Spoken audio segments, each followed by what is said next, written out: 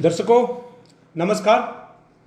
आप सभी को अरुण भूमि जो लाइव पेज है इसमें स्वागत करता हूं। और आज का विषय है यानी सब्जेक्ट है आज का, हम लोगों ने बहुत यूनिक सब्जेक्ट, मतलब हमेशा हमारा कोशिश यही है कि आप लोगों तक जो है यूनिक चीज़ों को मतलब पहुंचाना, जो कि मतलब जिसको मतलब लोग नहीं सोचते हैं, नहीं समझते हैं, और जिसको कभी मतलब लोग मतलब ऐसे पब्लिकली नहीं लाना चाहता या फिर जानते हुए भी कोई बताना नहीं चाहता है। ऐसे ही आज हम लोग कुछ विश्लेषण करेंगे। और आज का टॉपिक है जो स्कीम्स है, जो सेंट्रल गवर्नमेंट का जो स्कीम्स है जो स्टेट में भी लागू होता है, उसके ऊपर हम लोग बात करेंगे। और आप लोगों ने अगर जितने भी जो लाइव दर्शक अगर आप उसमें देख रहा होगा तो पता चल रहा होगा कि हम लोगों ने उसमें क्लियरली जो टाइटल हम लोगों ने टॉपिक उसमें लिखा हुआ है जो आज का विश्लेषण है। तो आप सभी को बता दूं कि जब से ये बीजेपी गवर्नमेंट सरकार आया है और जब नरेंद्र मोदी जी देश का प्रधानमंत्री बना था 2014 को, तब से लेकर के आज तक ये लगातार जो है सरकार नरेंद्र मोदी के नेतृत्व में बीजेपी सरकार चला रहा है। और तब से लेकर जब 2014 से जीत कर आया था तब से लेकर मतलब जो भारत सरकार में योजनाएं बहुत सारे बने हैं। और योजना इसलिए बना कि वो योजना जो है पूरा हिंदुस्तान में फैल सके और सभी लोगों को लाभ पहुंचा सके, कि सरकार ने जो योजना बनाया है हर स्टेट में जा पहुंचे, हर गांव तक पहुंच सके, इसीलिए सरकार ने योजना बनाया था। तो आज कुछ ऐसी योजना है जो हमारे पास है, जो सेंट्रल गवर्नमेंट का जो योजना है, मैं कुछ संक्षेप में चीज़ें बताऊंगा और जो दर्शक है आपको समझ में आ जाएगा कि हम लोग किस बात को करना चाह रहे हैं। जैसे कि सरकार का जो योजना है, पहला है हृदय योजना है। हृदय योजना तो आप सभी को पता ही नहीं चलेगा कि हृदय योजना क्या है। उसके बाद बेटी बचाओ बेटी पढ़ाओ, ये तो कुछ कुछ लोगों को पता होगा, बेटी बचाओ बेटी पढ़ाओ स्कीम्स क्या है, योजना क्या है, आप कुछ कुछ को पता होगा। उसके बाद है सुकन्या समृद्धि योजना। उसके बाद है मुद्रा बैंक योजना। उसके बाद प्रधानमंत्री सुरक्षा बीमा योजना। उसके बाद है अटल पेंशन योजना। उसके बाद है प्रधानमंत्री जीवन ज्योति योजना।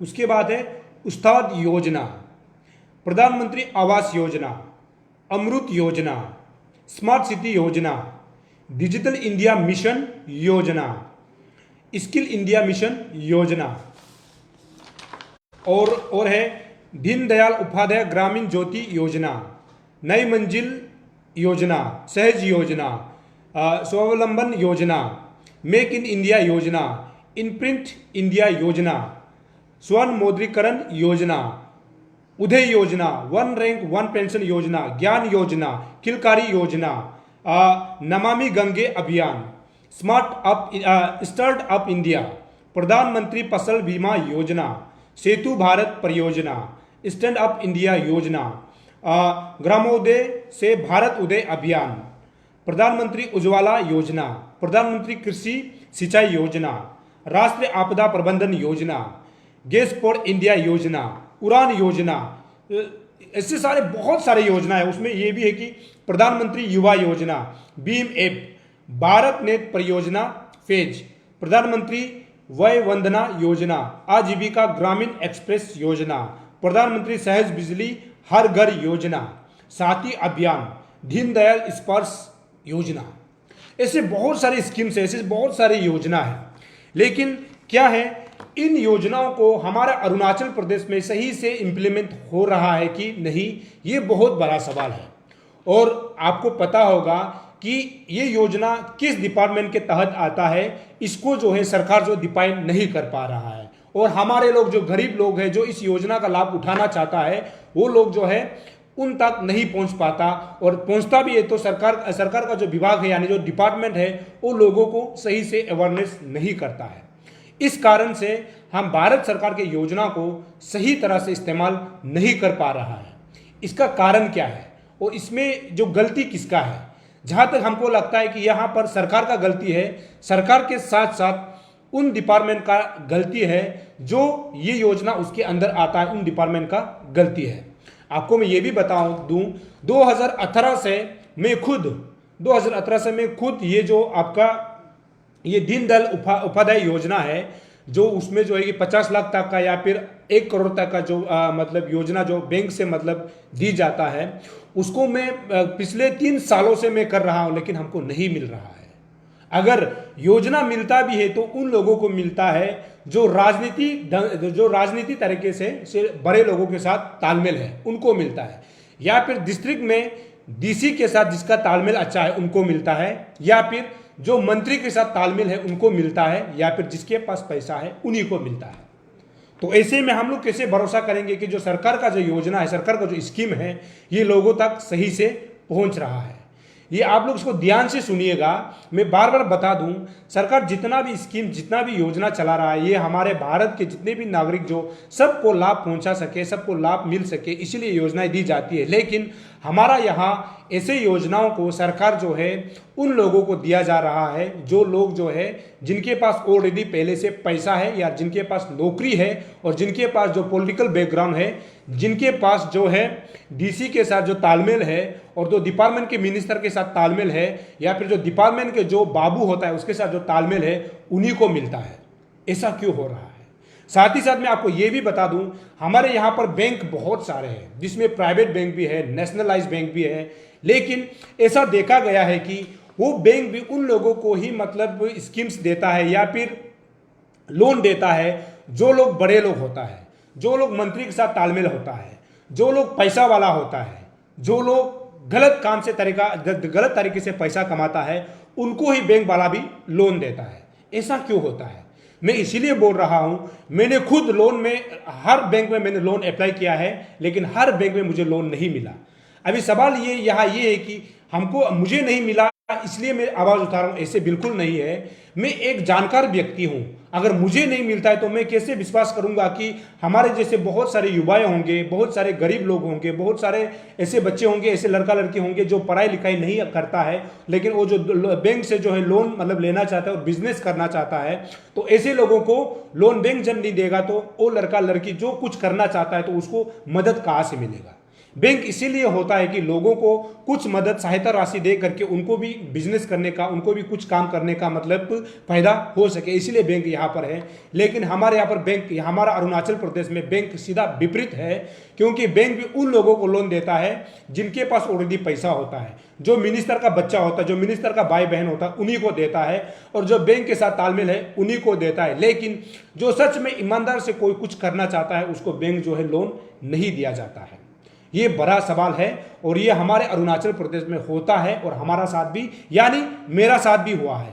अगर मेरा साथ हुआ है तो ऐसे कई सारे युवाएं हैं, लड़के लड़कियां हैं जो इस लोन को अप्लाई किया है और ये लोन को फायदा उठाना चाहता है, लेकिन उनको जो है सहायता नहीं मिल पाता है। इसीलिए इन चीज़ों को सरकार को भी देखना चाहिए, और यहाँ का जो जितने भी जो बड़े लोग उनको देखना चाहिए, और बैंक और जो सरकार योजना है उनको जो है सही से लाभ हमारे लोग, जो गरीब लोग हैं और जो पढ़ा लिखा लड़का जिसका माँ पिताजी सही से मतलब उनका पास पैसा नहीं है, लेकिन वो आगे बढ़ के कुछ पढ़ाई करना चाहता है, कुछ बनना चाहता है, ऐसे लोगों को लोन देना चाहिए और मिलना भी चाहिए। तो आज हम इसको साइड में रख के हम सरकार का जो स्कीम्स है, जो योजना है, उसके विषय में थोड़ा सा हम लोग चर्चा करेंगे। सबसे पहले मैं आप सभी को बता दूं, बेटी बचाओ बेटी पढ़ाओ। अभी सवाल यह है, बेटी बचाओ बेटी पढ़ाओ ये किस डिपार्टमेंट के तहत आता है?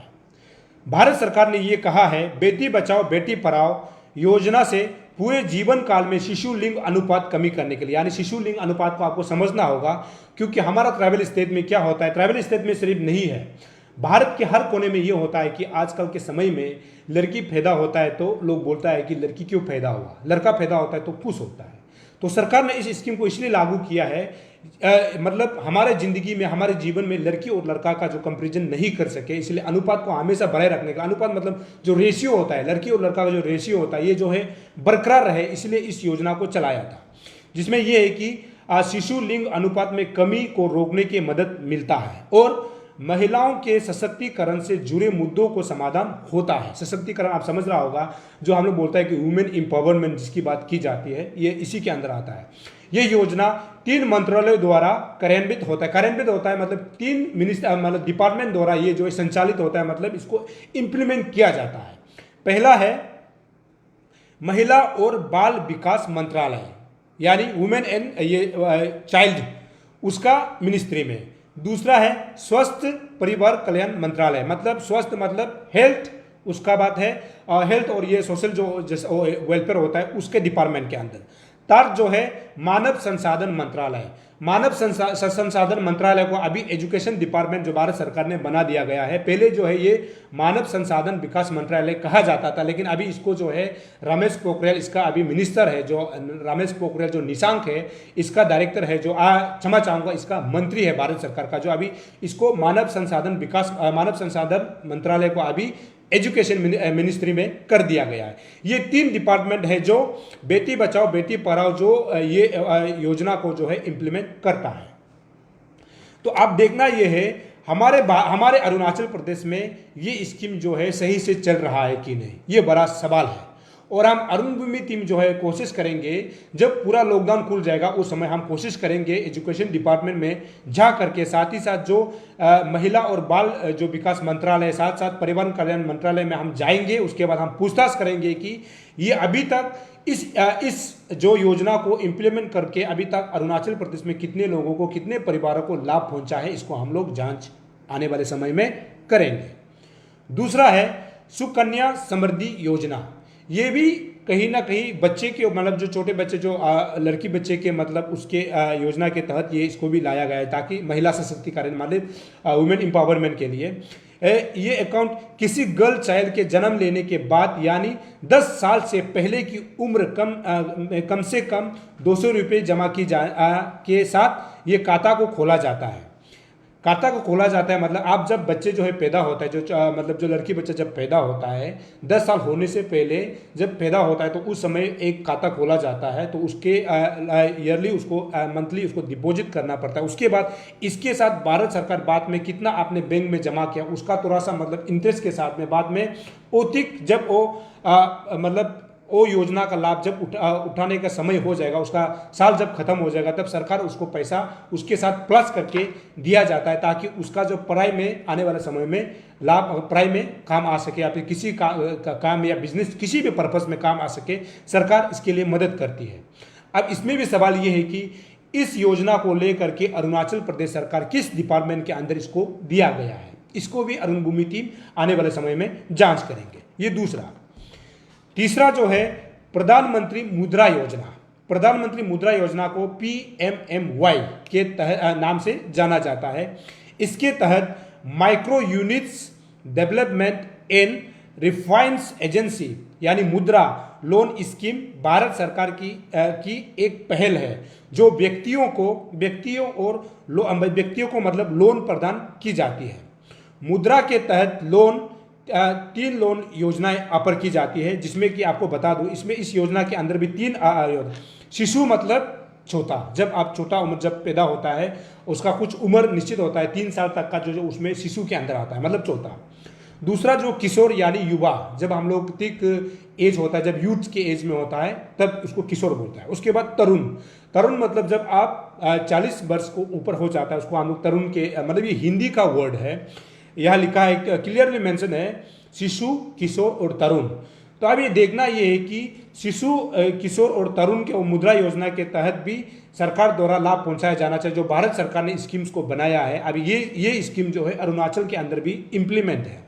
तो अभी देखना ये है कि अरुणाचल सरकार में ये डिपार्टमेंट जो किसके तहत आता है, यानी प्रधानमंत्री मुद्रा योजना किस डिपार्टमेंट के तहत आता है, ये जानना है। और साथ ही साथ हमें ये भी जानना है कि अभी तक ये स्कीम जब लॉन्च हुआ था, अभी तक अरुणाचल के कितने शिशु, तरुण और उसके बाद किशोर लोगों को फायदा पहुंचा है, इसका भी हम लोग आने वाले समय में जांच करेंगे। उसके बाद रिकॉर्ड हम मांगेंगे अभी तक, क्योंकि ये भारत सरकार का स्कीम्स है जो कि हमारे लोगों को दी जाती है।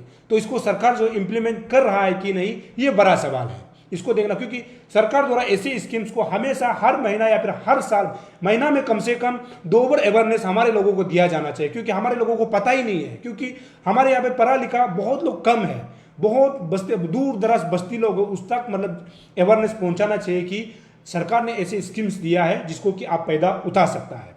तो ये अभी तक हमने 3 स्कीम्स के बारे में बताया। तो आने वाले समय में हम इसको जांच पड़ताल करेंगे कि अभी तक कितने लोग इस स्कीम के तहत मतलब लाभ जिसको पहुंचाया गया है, इसको हम जांच करेंगे। अभी चौथा आपको बता देता हूं, प्रधानमंत्री सुरक्षा बीमा योजना।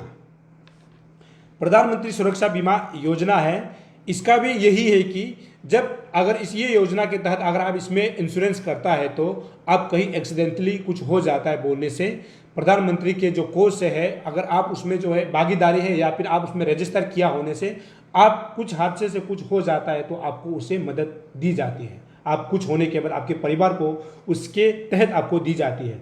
तो अभी इसको भी देखना ये है कि सरकार जो है इस योजना के तहत सरकार जो है किस डिपार्टमेंट को इसको सौंपा है, ये देखना बहुत ज़रूरी है। ये है हमारा पोर्ट इशू। उसके बाद हम लोग आगे जाएंगे और मैं उम्मीद करता हूं कि जितने भी जो अरुण भूमि जो लाइव दर्शक है, मैं उम्मीद करता हूं कि आपको जरूर पसंद आ रहा होगा, क्योंकि ऐसे बहुत सारे स्कीम्स है जिसको मतलब हमारे लोगों को अवेयरनेस नहीं दिया गया और लोगों को पता ही नहीं है। तो अभी 5वां पॉइंट में आता हूं, यानी 5th पॉइंट ये है प्रधानमंत्री जीवन ज्योति बीमा योजना। ये भी सरकार द्वारा जारी किया गया। इसके तहत क्या है कि टर्म जो है लोन लेने का जो न्यूनतम उम्र है, इसको जिसको पैदा होता है इसका उम्र जो है दिया है 18 साल और अधिकतम उम्र दिया है 50 साल, यानी 18 अप टू 50 साल के बीच में आप जो भी है इस योजना को पैदा उठा सकता है या फिर इस योजना को आप लाभ ले सकता है। साथ ही साथ भारत का कोई भी नागरिक इस योजना का लाभ उठा सकता है। इसीलिए मैं आपको बता दूं, इसीलिए प्रधानमंत्री जीवन ज्योति बीमा योजना ये किस डिपार्टमेंट के तहत आता है, अरुणाचल प्रदेश में। अब इसको भी देखना है और अभी तक इससे कितना लोगों को पैदा हुआ है ये भी देखना है। ये हो गया 5th। अभी 6th ये है हर घर नल योजना। ये बहुत इंपॉर्टेंट है। ये अभी हाल ही में लागू हुआ है। ये 2021 को ही लागू हुआ था, अभी हाल ही में लागू हुआ है। ये अभी का बीजेपी सरकार ने लागू किया था कि सरकार योजना में शुरू में मैंने बताया कि सरकार योजना इसलिए लागू करता है कि हमारे अरुणाचल ही नहीं पूरे भारतवर्ष के हर कोने हर बस्ती में दूर दराज जगह में लोग जो है सरकार का स्कीम्स को पैदा, यानी ये जो योजना है उसको पैदा उठा सके, जो गरीब भी है, जो जितने भी लोग हैं जो पैदा उठा सके। इसीलिए ये बहुत इंपॉर्टेंट है। हर घर नल योजना मतलब आपको पहले एक अरुण भूमि हम लोग लाइव चैनल में यही दिया था कि अरुणाचल प्रदेश एक ऐसे रिसोर्सेस यहाँ पे है, पानी बहुत ज़्यादा है, लेकिन यहाँ पे क्या होता है कि पानी जो ईटानगर कैपिटल रीजन में जो है पानी सुबह 1 घंटा या फिर 2 घंटा दिया जाता है या फिर शाम को दिया जाता है, बहुत प्रॉब्लम। तो इस योजना के तहत हमारे देश में ग्रामीण इलाकों तथा पीने के पानी ठीक से नहीं पहुँच पाता है। इसी बात को ध्यान में रखते हुए सरकार द्वारा हर घर नल योजना का आरंभ किया गया है। ये अभी हाल ही में किया गया है, ठीक है। हर घर नल योजना 2021 से संबंधित ये मतलब स्कीम है। इसका मतलब ये है कि हर घर में जल पहुंचना चाहिए, हर घर में नल पहुंचना चाहिए, चाहे हो कैपिटल रीजन हो या फिर चाहे वो दूर दराज बस्ती हो। सरकार का जिम्मेदारी यानी पीएचई डिपार्टमेंट का जिम्मेदारी इस योजना के तहत ये है कि अगर आप हर घर में एक घर, हर बस्ती में या फिर दूर दराज बस्ती में अगर एक भी घर है तो उन घर को भी आपको जल यानी नल और जल पहुंचाना पड़ेगा, ताकि उन घरों में पानी और नल यानी पानी मिल सके और नल की सुविधा को प्राप्त कर सके। ये सरकार यानी भारत सरकार का स्कीम है और ये अभी पहुंचता है कि नहीं है। और हमारा अरुणाचल में भी यही स्कीम जो है लागू हो चुका है और सुनने में आया है कि ऐसे बहुत सारे गांव में इसका घोटाला यानी भ्रष्टाचार हुआ है, जो कि अभी तक ऐसे, क्योंकि अरुण भूमि टीम ने आज से 15 दिन पहले एक करादादी डिस्ट्रिक्ट जो कि 16 विलेज का एक हमने न्यूज़ चलाया था, जिसमें कि जो कि बहुत पुराना बस्ती है जहाँ पर नल है लेकिन पानी नहीं आ रहा है, जिस नल में जो है जंग लग चुका है। तो अभी पीएचई डिपार्टमेंट का ये दायित्व बनता है कि ये नल और पानी जो है हर घर हर बस्ती में पहुंचना चाहिए और हम आने वाले समय में इसका भी हम रिपोर्ट लेंगे। और अगला जो है आज के इस अंक में हम लोग अगला आखिरी एक लेंगे, ये है, इसमें है, ये भी बहुत इंपॉर्टेंट है, जो डिजिटल इंडिया की जो बात की, ये भी भारत सरकार के अंदर आता है, डिजिटल इंडिया।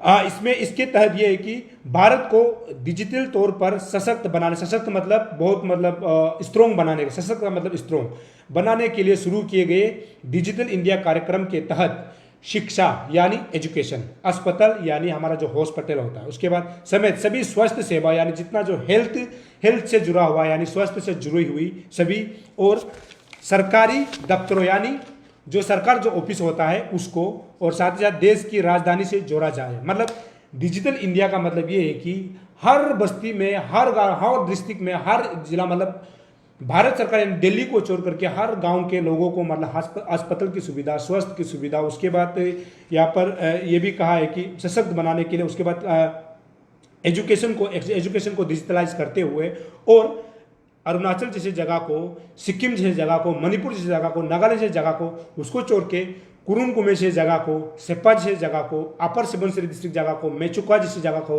तवांग जैसी जगह को, नामसाई जैसी जगह को, अंजाव जैसी जगह को दिल्ली की राजधानी क्षमा चाहूँगा, भारत की राजधानी दिल्ली जैसे को जोड़ना, ये सरकार का लक्ष्य रहा है। अब ये डिजिटल इंडिया जो है कितना तक काम कर रहा है, आपको मैं एक एग्जांपल बताता हूँ। हमारे यहाँ डिजिटल की जब बात की जाती है तो ईटानगर में थोड़ा सा केबल सिर्फ यहाँ पर जो है डिजिटल की जब बात करता है, नेटवर्क यहाँ भी प्रॉब्लम है। जब राजधानी जैसे क्षेत्र में नेटवर्क प्रॉब्लम हो सकता है, तो अभी आप कल्पना कीजिए कि अरुणाचल का अलग जो जिला, जो दूर दराज जिला है, उसमें नेटवर्क का क्या इशू चलता होगा, ये बड़ा सवाल है। लेकिन भारत सरकार का यही जिम्मेदार रहा है कि डिजिटल इंडिया मतलब डिजिटलाइज करना और सभी गाँव को, सभी शहर को एक दूसरे को जोड़ सके।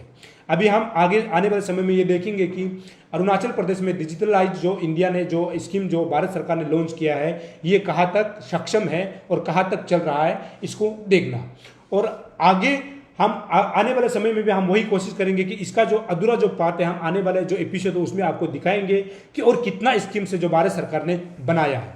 अब यह सवाल ये है, मैं इस विश्लेषण के अंत में मैं यही कहूँगा कि हमने इस स्कीम्स को इसको इसलिए आपको बताया कि सरकार ने बहुत सारे स्कीम्स बनाया है जो जनता के लिए, लेकिन वो जो है जनता तक नहीं पहुँच पाता है। जनता तक नहीं पहुंच पाने का कारण किसका है? ये सरकार का फॉल्ट है या फिर डिपार्टमेंट का फॉल्ट है? मैं तो ये कहता हूं कि अरुणाचल प्रदेश में जितना भी डिपार्टमेंट है जिसके तहत अंदर आता है, उनको जो है हर समय हमारे लोगों को यानी पब्लिक को अवेयरनेस दी जानी चाहिए कि आप भारत सरकार के ऐसे ऐसे स्कीम्स को आप लाभ उठा सकता है। लेकिन सरकार इस विषय को अवेयरनेस नहीं देता है। साथ ही साथ आपको मैंने बैंक के बारे में बताया, हमने 3 सालों से बैंक पे भी लोन अप्लाई किया है, लेकिन अभी तक हमको नहीं मिला। इसका मतलब मैं ये नहीं कह रहा हूँ कि हमको नहीं मिल रहा है इसलिए रिपोर्ट कर रहा है, ऐसे नहीं है। मैं एक जानकारी व्यक्ति होने के नाते मैं ये कहना चाहता हूँ, जब हमको ही नहीं मिल रहा है तो ऐसे मेरे कितने सारे नौजवान साथी है कि जो इस चीज़ से गुजर रहा है, जो कुछ करना चाहता है लेकिन उसको बैंक जो है सपोर्ट नहीं कर रहा है। और इसका मैंने डायरेक्ट एक उदाहरण दिया है कि जो दीनदयाल जो उपाध्याय योजना है, इसको मैं लगातार पिछले 2018 से ट्राई कर रहा हूं, लेकिन अभी तक कभी लिस्ट नहीं आता है। इसका रीजन क्या है? हमने आपको बताया, बैंक जो है बड़े लोगों के इशारे से चलता है और ऐसे स्कीम्स को डीसी द्वारा यहाँ से डिस्ट्रिक्ट में, हर डिस्ट्रिक्ट में डीसी द्वारा इंप्लीमेंट की जाती है, लेकिन डीसी के तरफ से अपने लोगों को ही उस लिस्ट में दिया जाता है। ये बड़ा रीजन है। तो जब तक ऐसे रीजन को यानी जब तक ऐसे गलती चीज को, ऐसे चीज़ों को अगर मिनिमाइज नहीं किया जाएगा, हम कभी भी उम्मीद नहीं कर सकते कि अरुणाचल प्रदेश में जो है भ्रष्टाचार जो है कम होगा, यानी घोटाला जो है कम होगा। इसमें साफ दिखाई देता है, बैंक जैसे सेक्टर में साफ दिखाई देता है, जहां पर गरीबों के लिए बहुत सारी योजनाएं लेकिन बैंक वाले नहीं देते हैं। बैंक वाले का भी यही रहता है कि बैंक वालों को भी हमारी जनता को अवेयरनेस देना चाहिए, हर महीने देना चाहिए। बैंक का उसमें लिस्ट है, अवेयरनेस देना चाहिए। हर स्कीम जो है, किस स्कीम जो है क्या के लिए इस्तेमाल होता है, नागरिक को बताना जरूरी है। ऐसा नहीं है कि आप बैंक में एक अधिकारी बनकर बैठा है, इसका मतलब ये नहीं है कि आप जो है सबसे बड़े हैं। आप बैंक में इसीलिए बैठे हैं, जनता है इसीलिए आप बैंक में बैठे हैं। जब तक जनता नहीं होगा तो आप बैंक में नहीं बैठेंगे। आप इसीलिए बैठे हैं, जनता है इसीलिए आप बैठे हैं। इसीलिए आपका जिम्मेदारी बनता है कि हमारी जनता को अवेयरनेस देना आपका जिम्मेदारी है। साथ ही साथ सरकार भी आप इसीलिए कुर्सी पर बैठे हैं क्योंकि जनता ने आपको वोट दिया है, और आपका जिम्मेदारी ये बनता है कि आपके ऑफिसर को, जनता को ये बताना कि अवेयरनेस देके बताना है कि ऑफिसर को बताना चाहिए कि जा करके कि सरकार ने क्या क्या योजना बनाया है। दूर दराज जगह में, दूर दराज गांव में जा करके आपको योजना के बारे में बताना चाहिए। जब तक आप नहीं बताएंगे तो जनता तक कैसे ऐसे पहुंच पाएंगे कि सरकार के स्कीम्स को कैसे वो लाभ उठा पाएंगे, वो कैसे पता, उनको कैसे पता चलेगा।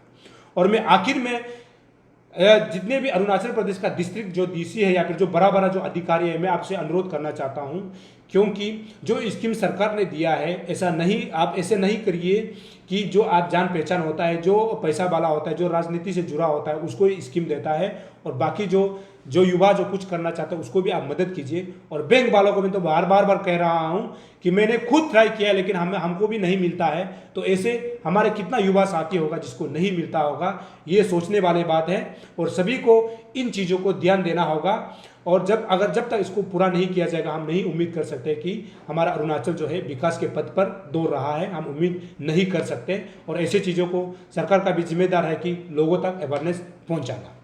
तो दर्शकों, आप सभी को मैं बता दूं कि अभी महामारी का समय है, तो मैं उम्मीद करता हूं कि आप हमेशा अपने घर में भी सुरक्षित रहेंगे ऐसे मैं उम्मीद करता हूं।